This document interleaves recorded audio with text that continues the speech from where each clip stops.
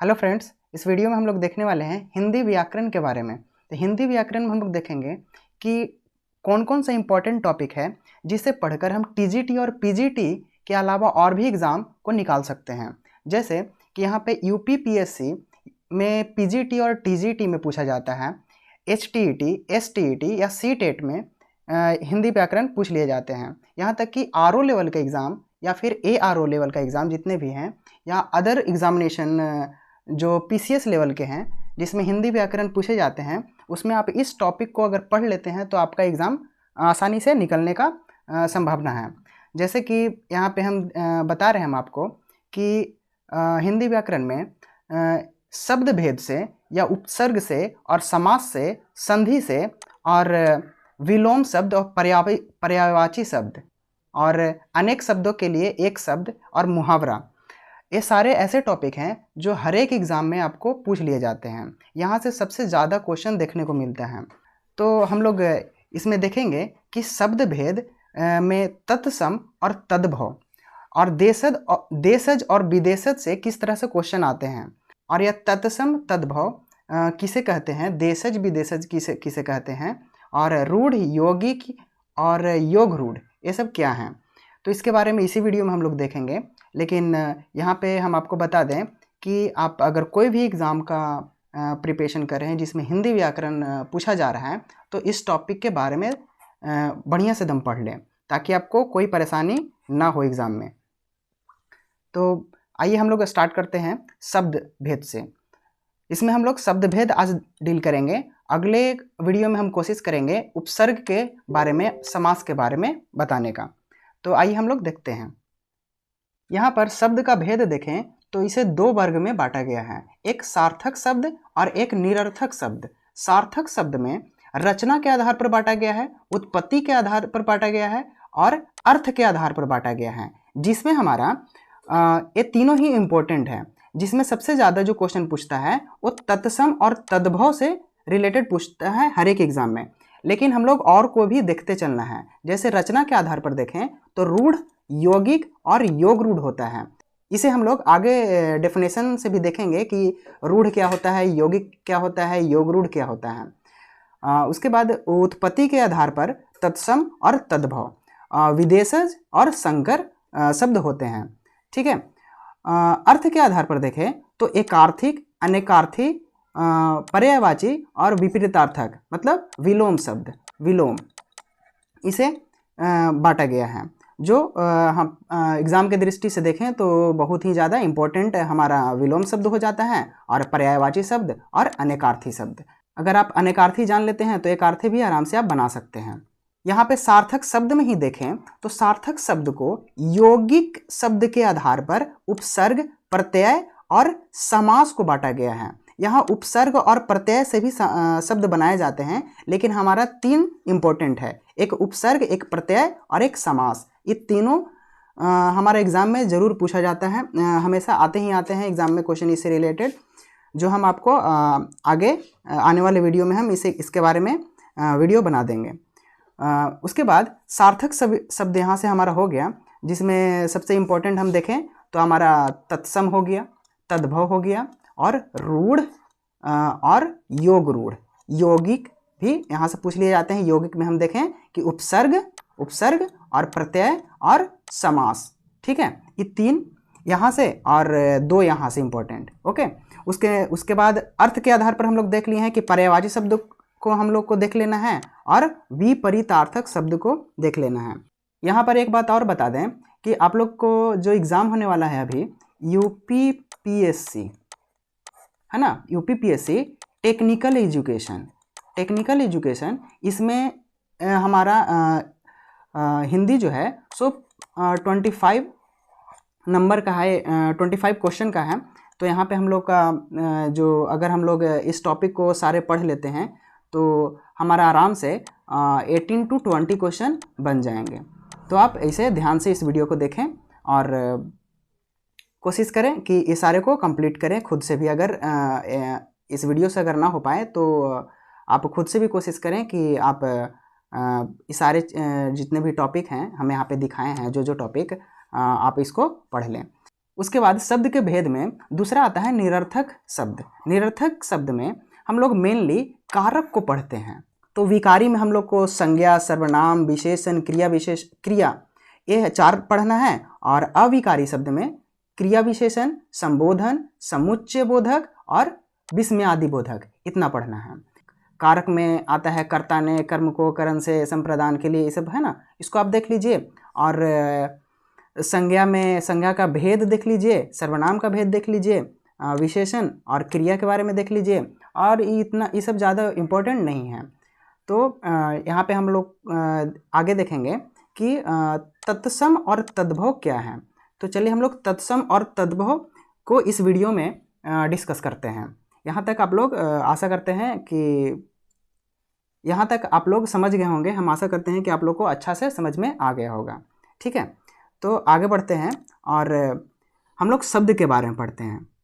तो शब्द रूप में हम लोग अभी देखें, क्या देखें कि उत्पत्ति के आधार पर तत्सम और तद्भव और विदेशज और संकर शब्द होते हैं। ठीक है, तो इसी में हम लोग पढ़ेंगे तत्सम को। तत्सम शब्द, तो तत्सम का अर्थ होता है तत् प्लस सम को अगर हम लोग अलग कर दिए तो उसका मतलब जो निकल करके आया सो उसके समान, उसके समान मतलब उसके जैसा अर्थात संस्कृत के समान जैसा। संस्कृत के समान जैसा मतलब क्या कि संस्कृत शब्द के समान जैसा। जैसे इसका अगर डेफिनेशन देखें तो डेफिनेशन लिखा हुआ है कि संस्कृत के ऐसे शब्द किसका, संस्कृत का, जिसे हम लोग ज्यों का त्यों प्रयोग में लाते हैं। ठीक है, कहाँ प्रयोग लाते हैं, हिंदी शब्द में, उसे हम लोग तत्सम शब्द कहते हैं या फिर कहलाते हैं। जैसे अग्नि मतलब सब लोग समझ जाता है कि अच्छा आग को कहा जा रहा है। धन भी हम लोग यूज़ करते हैं जो एक संस्कृत वर्ड है। वायु, माता पिता, प्रकाश, पत्र, ये सब क्या है, तत्सम शब्द है। तो तत्सम मतलब क्या होता है कि संस्कृत के शब्द के समान जैसा, हम लोग उसी को ज्यों का त्यों यूज़ कर लेते हैं। संस्कृत के वर्ड को ही हम लोग ज्यों का त्यों यूज़ कर लेते हैं अपने हिंदी भाषा में, तो हम लोग उसको तत्सम शब्द कहते हैं। ठीक है, अब इसके बाद देखते हैं कि तद्भव, इसका नेक्स्ट क्या है, तद्भव। तो तद्भव को अगर हम लोग बांटें तो तत् प्लस भव, तत्भव। ठीक है, तो तत् प्लस भव अगर हम इसका क्या कर रहे हैं, संधि विच्छेद कर रहे हैं। ठीक है, तो अब लोग अगर क्वेश्चन आ जाए कि तद्भव का संधि विच्छेद क्या होता है तो इसे अभी आप आराम से बना सकते हैं, तत् प्लस भव। तो इसका मतलब क्या होता है, उससे होना मतलब कि इसका क्या है अर्थात, संस्कृत शब्द से विकृत होकर या परिवर्तित होकर बने शब्द। जैसे कोई एक संस्कृत शब्द है, उसको हम लोग तोड़ मड़ोड़ के या फिर उसको बिगाड़ करके या फिर उसको परिवर्तित करके हम लोग नया शब्द तैयार कर लेते हैं, तब वही शब्द हमारा तद्भव कहलाता है। जैसे कि यहाँ पे इसका डेफिनेशन लिखा हुआ है तद्भव का कि संस्कृत के जो शब्द प्राकृत या फिर अपभ्रंश या पुरानी हिंदी आदि से गुजरने के कारण आज परिवर्तित रूप में मिलते हैं, उसे तद्भव कहते हैं। ठीक है, या उसे तद्भव कहा जाता है। जैसे कि पहले कोई संस्कृत शब्द था, ठीक है, यहाँ पे लिखा हुआ है संध्या।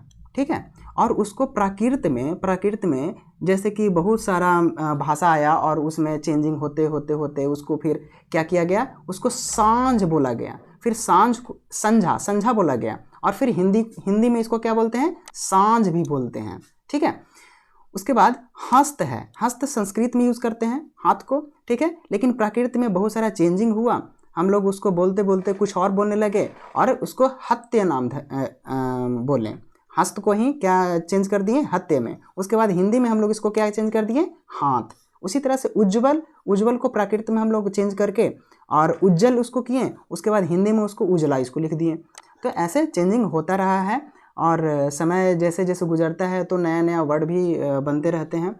तो उसी तरह से यहाँ पे संस्कृत भी बहुत सारा ऐसा वर्ड है जो हिंदी में आकर के उसका चेंज हो गया है, लेकिन अर्थ समान है। जैसे यहाँ पे कर्पूर, हिंदी में कपूर को कर्पूर बोलते हैं, लेकिन प्राकृत में पहले कपूर हुआ, कपूर, और उसके बाद कपूर हो गया। ठीक है, तो इसी तरह से आप देख रहे हैं कि यहाँ पे कि तद्भव शब्द क्या है, तो तद्भव शब्द पहले संस्कृत शब्द था, उसी को हम अगर हिंदी में तोड़ मरोड़ के या फिर उस चेंज होकर के, खुद से चेंज होकर के, बोलचाल के भाषा के अनुसार चेंज होकर के और एक नया रूप ले लिया है, तो उसी को हम लोग तद्भव शब्द कहते हैं। ठीक है, तो यहाँ तक आप लोग समझ गए होंगे कि तत्सम शब्द क्या है और तद्भव शब्द क्या है। किसी भी एग्ज़ाम में अगर हिंदी व्याकरण पूछा जा रहा है तो आप समझ लीजिए कि सबसे ज़्यादा जो क्वेश्चन जो रहेगा वो तत्सम और तद्भव से रिलेटेड रहेगा। ठीक है, और विलोम शब्द भी रहता है, लेकिन तद्भव और तत्सम ये दोनों जरूर पूछे जाते हैं। जैसे कि यहाँ पे हम कुछ और दिखा रहे हैं कि कुछ शब्द हैं जो प्रीवियस एग्ज़ाम में डिफरेंट एग्ज़ाम में पूछे गए हैं। जैसे यहाँ पे देख सकते हैं कि यूपी लोअर सब डिवीज़न कुछ है एक पोस्ट, उसमें 2015 में पूछा गया है। फिर यूपी PCS में प्री में पूछा गया है, PCS में फिर प्री में पूछा गया है 14 में, 15 में। उसी तरह से यूपी RO और ARO का एग्ज़ाम होता है, उसमें 2016 में पूछा गया है। तो यहाँ पे देखिए कि जो हमारा अभी का जो शब्द है, मतलब कि जो परिवर्तित रूप है ना, तत्सम मतलब परिवर्तित रूप, किससे, संस्कृत से परिवर्तित रूप है। एक सियार एक जानवर है जो पहले संस्कृत में, जिसको हम तत्सम बोल सकते हैं, यहाँ पे श्रीगला इसको बोला जाता था, आज हम धरती बोलते हैं। और तत्सम में इसी को अगर हम संस्कृत में देखें तो क्या बोला जाता है था, धरित्री इसको बोला जाता था। उसी तरह से तद्भव में सुई है तो यहाँ पे सूचिका। उसी तरह से आपको दे देगा क्वेश्चन कि सुई का तत्सम शब्द क्या होगा। ठीक है, क्वेश्चन क्या पूछेगा कि सुई का तत्सम शब्द क्या होगा, तो सूचिका आप लिखिएगा। और अगर इस तरह से पूछेगा कि दंड का तद्भव शब्द क्या होगा, तो डंडा। ठीक है, तो उसी तरह से डंडा का क्या संस्कृत में यूज क्या होता है, दंड। पत्थर को प्रस्तर। ठीक है, इसी तरह से यहाँ पे डिफरेंट है। तो ये जो पूरा PDF है ये मेरे पास, तो ये आपको हम टेलीग्राम चैनल पे प्रोवाइड करा देंगे। आप टेलीग्राम को जो चैनल है उसको ज्वाइन कर लें, इसका लिंक हम डिस्क्रिप्शन में आपको हम दे देंगे, या फिर कमेंट में भी आपको पिन कर देंगे। ठीक है, आप वहाँ जाइएगा और टेलीग्राम में इसे आप डाउनलोड करके आराम से देख लीजिएगा, एक बार एकदम पढ़ लीजिएगा। याद करने का भी ज़रूरत नहीं है, बस पढ़ लीजिएगा। आपके बोलचाल के भाषा का ही एक शब्द है, आपको आराम से याद हो जाएगा। यहाँ पे कुछ और दिए गए हैं जो डिफरेंट TGT एग्ज़ाम में पूछा गया है, PGT एग्ज़ाम में भी पूछा गया है, BEd एग्ज़ाम में भी पूछा गया है। ठीक है, इसमें और भी हैं, देख लीजिए। TGT, BEd और भी AKU KU के एग्ज़ाम में पूछा गया है, BEd के एग्ज़ाम में। तो यहाँ पे बहुत सारे एग्ज़ाम में ये सब पूछते रहते हैं हमेशा, तद्भव और तत्सम शब्द। ठीक है, इसे आप ज़रूर देख लें, MP BEd में ही पूछा गया है। उसके बाद हम लोग आगे चलें तो हम लोग कि इसी में हम लोग देखे थे उत्पत्ति के आधार पर तत्सम और तद्भव। इसी में हम लोग देखते हैं कि बनावट के आधार पर भी शब्द को बांटा गया है, जिसमें रूढ़, यौगिक और योगरूढ़ होता है। ठीक है, तो उसी को हम लोग देखते हैं। और इसमें देशज और विदेशज उत्पत्ति के आधार पर है, इसे भी हम लोग आगे देख लेंगे। तो सबसे पहले हम लोग देखते हैं क्या, देशज और विदेशज क्या है। तो ये देशज और विदेशज उत्पत्ति के आधार पर है, देशज और विदेशज उत्पत्ति के आधार पर, देशज और विदेशज। तो देशज किसे कहते हैं, तो देशज उसे कहते हैं जो देसी भाषा हो, मतलब देसी बोली, मतलब देश में जन्मा को देसी कहते हैं। मतलब जो देश में जन्म लिया हो, वैसा शब्द जो देश में ही जन्म लिया हो उसको देशज बोलते हैं। मतलब यहाँ पे डिफिनेशन देखें तो ऐसे शब्द जो क्षेत्रीय भाषा के कारण परिस्थिति व आवश्यकता अनुसार बनकर प्रचलित हो गए हैं, देशज या देसी शब्द कहलाते हैं। जैसे थैला, लोटा, ये आपको और कहीं नहीं मिलेगा, आपको जब मिलेगा तो हिंदी में ही मिलेगा। क्योंकि हम लोग इंडिया में जो भाषा बोलते हैं हिंदी, उसमें ये जो शब्द हैं वो देशज शब्द है, मतलब देसी शब्द है ये सब, है ना। जिसे बोलते हैं खाँटी, है ना, दूध को बोलते हैं ना खाँटी दूध है, तो ये जो खाँटी भी है सो खाँटी क्या है, सो देसी शब्द है। पेट, पगड़ी, गड़बड़, मतलब गड़बड़ हो गया कुछ, उसका टांग, है ना। तो इस तरह का जितने भी शब्द जो आते हैं वो सब देशज शब्द कहलाते हैं। ठीक है ना। तो आपको क्वेश्चन में भी देख के ही पता चल जाएगा कि देशज शब्द कौन है। उसके बाद विदेशज शब्द देखें तो विदेशज मतलब नाम से ही पता चल रहा है क्या कि विदेश में जन्मा हो, मतलब वैसा शब्द जो विदेश से आया हो। हमारे शब्द में, हिंदी शब्द में विदेश से ऐसे वर्ड हैं जो एंट्री लिया हो, जैसे उसको बोलते हैं आगत। आगत मतलब होता ही है कि बाहर से आना, है ना, यानी विदेश से आना। तो ऐसे शब्द यहाँ पे डिफिनेशन अगर देखें आपका विदेशज का, तो यहाँ पे लिखा हुआ है ऐसे शब्द जो अन्य देश की भाषा से आए हैं विदेशी शब्द कहलाते हैं। जैसे कि हम लोग बोलते हैं क्या, हॉस्पिटल। हम लोग का भाषा में इसे हिंदी में देखें तो ये क्या है, ये अस्पताल है, इसको हम अस्पताल बोलते हैं। लेकिन अस्पताल ना बोल करके हम लोग नॉर्मली यूज़ करते हैं क्या, हिंदी में भी यूज़ कर लेते हैं। तो क्या यूज़ करते हैं, हॉस्पिटल। हॉस्पिटल इंग्लिश में भी है और हिंदी में भी है, ठीक है। उसी तरह से कप्तान हिंदी में है, लेकिन इसको हम लोग इंग्लिश वाला शब्द को ही हिंदी में यूज़ करते हैं। जैसे कैप्टन, कैप्टन हिंदी में भी और इंग्लिश में भी, ठीक है। तो इंग्लिश से ही सब आया है। उसी तरह से लालटेन, जो हमारे घर में लालटेन है, वो भी बाहर का शब्द है, इंग्लिश शब्द है, जो लैंटर्न से बना है, ठीक है। तो इसको हम लोग हिंदी में भी यूज़ करते हैं और इंग्लिश में भी यूज़ कर लेते हैं। तो विदेशी शब्द कहाँ कहाँ से मतलब आए हैं यहाँ पे इंडिया में। सबसे पहले तो बहुत सारे ऐसे वर्ड हैं जो इंग्लिश वाले हैं, ठीक है ना। इंग्लिश वाले ऐसे शब्द हैं जो बहुत ज़्यादा इंडिया में ज्यों का त्यों यूज़ में लाए जाते हैं। उसके बाद अरबी शब्द भी है, उसके बाद फारसी शब्द भी है, जैसे खबर, है ना। खबर बाहरी शब्द है, अरबी या फारसी नहीं, अरबी शब्द है, अरब देश में यूज़ किया जाता है खबर। इसको उर्दू जो बोलता है ना, वहाँ से शब्द ये सब आया है। तो बहुत सारा ऐसा शब्द है, जैसे कि और भी देख लीजिए, तुर्की से भी बहुत सारे शब्द जो आए हैं जो इंडिया में बोले जाते हैं और हिंदी शब्द में रिलेट करके बोले जाते हैं।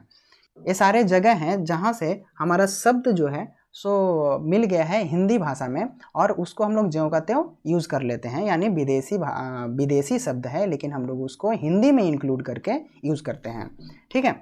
तो यहाँ पे आप समझ गए कि देशज क्या होता है, विदेशज क्या होता है। ये उतना एग्ज़ाम की दृष्टि से उतना इम्पोर्टेंट नहीं है एग्ज़ाम पॉइंट ऑफ व्यू से, लेकिन फिर भी आप इसको ध्यान में रखेंगे।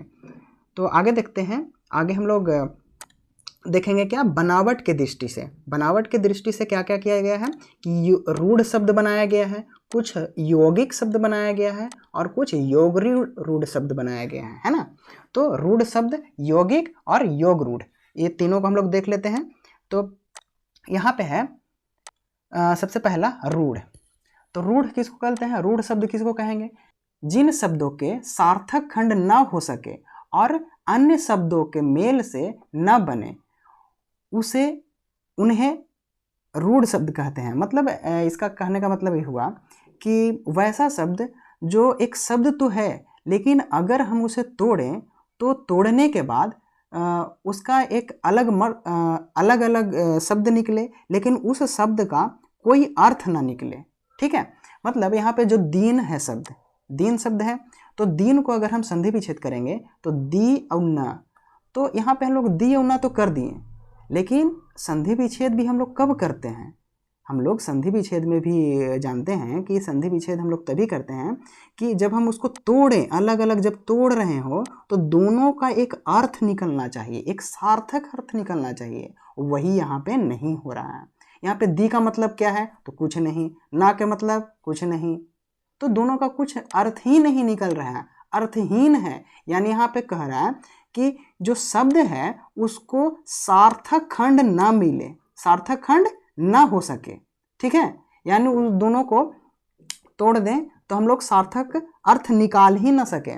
जैसे चावल में भी हम लोग अगर कैसे भी तोड़ें इसको कि चा और वल भी लिख दें तो इसका मतलब ही नहीं कुछ निकल रहा है। यहाँ भी चाव या ल लिखा हुआ है, इसका भी कोई मतलब नहीं। मुँह भी लिखा हुआ है तो मुँह और हा, तो मुँह का मतलब क्या होता है, तो कुछ नहीं, पता नहीं है। तो हूँ भी, हा भी लिखा हुआ है, यहाँ भी कुछ नहीं पता चल रहा है। इस तरह से घर को भी अगर हम तोड़ेंगे तो यहाँ पे कुछ मतलब ही नहीं निकल रहा है। यानी इसका कहने का मतलब हुआ वैसे शब्द रूढ़ कहलाएंगे जो खुद में एक अर्थ है, लेकिन तोड़ने के बाद अर्थहीन हो जाता है, उसका कुछ मतलब ही नहीं पता चलता है, तो उसे हम क्या कहेंगे, रूढ़ शब्द, ठीक है। तो आशा करते हैं समझ में आ गया होगा आपको।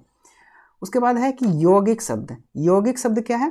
तो जो शब्द दो या दो से अधिक शब्दों से मिल करके बना हुआ हो उसे हम लोग यौगिक शब्द कहते हैं। यौगिक मतलब होता ही है कंपाउंड। कंपाउंड मतलब कि उसमें दो रहे या फिर दो से अधिक भी शब्द हो सकते हैं और उससे मिल करके बना होगा, ठीक है। और दोनों जो शब्द होगा उसका अलग अलग अर्थ भी निकलेगा, ठीक है। यहाँ पे हम लोग एक शब्द था, इसको हम दो पार्ट में तोड़ दे रहे थे, लेकिन उसका कोई अर्थ ही नहीं निकल रहा था दोनों अलग अलग पार्ट को। लेकिन यौगिक में क्या है कि कोई एक शब्द है उसको हम अलग अलग अगर हम तोड़ेंगे तो दोनों का मतलब निकलेगा। जैसे विद्या मतलब क्या होता है कि यहाँ पे लर्निंग मिलेगा। आलय मतलब क्या होता है कि घर या फिर जगह, रुकने का स्थान, है ना। उसी तरह से विज्ञान को अगर हम वि और ज्ञान तोड़ देते हैं, इसको संधि विच्छेद, एक तरह से क्या कर रहे हैं, इसको हम संधि विच्छेद कर रहे हैं। तो एक सार्थक संधि विच्छेद भी है विद्यालय का, विद्या प्लस आलय। यहाँ पे विज्ञान का वि प्लस ज्ञान, मतलब वि मतलब होता है विशेष और ज्ञान मतलब क्या होता है, नॉलेज, मतलब कुछ सीखने वाली चीज़ें। तो यहाँ पे हम लोग को ये दोनों तोड़ने के बाद भी हम लोग को अर्थ निकल रहा है, तो इसी को हम लोग यौगिक शब्द कहते हैं। मतलब ये भी अपने आप में एक शब्द है और ज्ञान भी आप लोग का एक शब्द है, वि भी शब्द है और ज्ञान भी शब्द है। तो यहाँ पे हम लोग यौगिक के बारे में समझ गए। अगला है दोनों को मिला करके बनाया गया है, रूढ़ को भी और यौगिक को भी मिला करके बनाया गया है, उसे हम योग रूढ़ कहते हैं।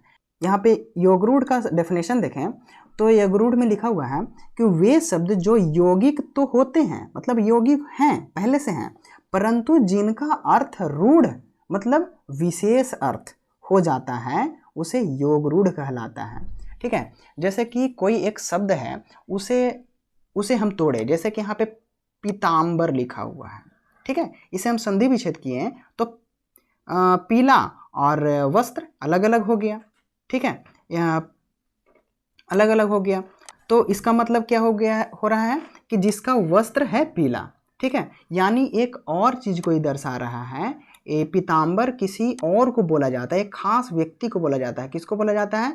तो विष्णु को बोला जाता है। मतलब ये विशेष अर्थ को ध्यान रख रहा है। योग रूढ़ क्या कर रहा है कि अपने आप में यौगिक भी है, ठीक है, और एक अपने आप में विशेष अर्थ भी रख रहा है। जैसे लंबोदर, लंबा उदर, है ना, किनको बोलते हैं? गणेश को बोलते हैं। यानी लंबोदर जैसी बोल रहे हैं ना, तो लंबोदर से ही पता चल जा रहा है कि ये एक विशेष अर्थ दे रहा है लंबोदर, ठीक है। उसी तरह से जलज जो है सो हम लोग किसको बोलते हैं? कमल को बोलते हैं। इसको अलग अलग किए तो जल में जन्मा, जो जल में जन्मा हो उसे हम जलज बोलते हैं। और इसे हम एक विशेष अर्थ में देखें तो इसे हम कमल को बोला जाता है, ठीक है। कमल का पर्यायवाची शब्द भी है, इसे हम कह सकते हैं। यहाँ पे एक चीज़ और देख लीजिए यौगिक शब्द में, कि यौगिक शब्द जो होता है वो उपसर्ग के अंतर्गत भी आता है, प्रत्यय के अंतर्गत भी आता है और समास के अंतर्गत भी आता है। मतलब उपसर्ग हम लोग किसको कहेंगे? तो ये भी वो यौगिक ही है। प्रत्यय क्या है? तो ये भी यौगिक है। समास क्या है? ये भी यौगिक है। इसमें भी उपसर्ग में भी उपसर्ग हो या प्रत्यय हो या समास हो, दोनों में दो शब्द से मिल करके एक शब्द बनाया जाता है, ठीक है। दो शब्द रहता है, उसको हम जब ऐड कर देते हैं, जोड़ देते हैं दोनों को, तो हम लोग को एक यौगिक शब्द बनाता है। ये उपसर्ग में भी, प्रत्यय में भी और समास में भी। कि हम लोग यहाँ पे क्या क्या पढ़ लिए? शब्द के बारे में। शब्द के बारे में क्या पढ़े कि तत्सम क्या होता है, तद्भव क्या होता है, देशज क्या होता है, विदेशज क्या होता है, रूढ़, यौगिक और योग रूढ़ क्या होता है। ये सारे हमारे इंपॉर्टेंट थे, इसलिए हम लोग देख लिए। आप तत्सम और तद्भव को विशेष ध्यान रख करके पढ़ लें और उस पर क्वेश्चन भी कुछ कुछ लगा लें, ताकि आपको एग्ज़ाम में कोई कठिनाई ना हो। व्याकरण में टोटल 8 ही टॉपिक हैं जो बहुत ज़्यादा इम्पोर्टेंस अपने आप में रखते हैं हर एक एग्ज़ाम के लिए। तो आप इस सारे जितने भी टॉपिक दिए गए हैं उसको आप रिवाइज कर लें, पढ़ लें, बहुत अच्छा से पढ़ लें। और विलोम शब्द, पर्यायवाची शब्द याद करने का चीज़ है, तो आप इसे याद कर लें। और मुहावरा और लोकोक्तियाँ भी देख लें एक बार, ताकि आपको कोई भी एग्ज़ाम में परेशानी ना हो। तो ठीक है, इस वीडियो में इतना ही। Thank you.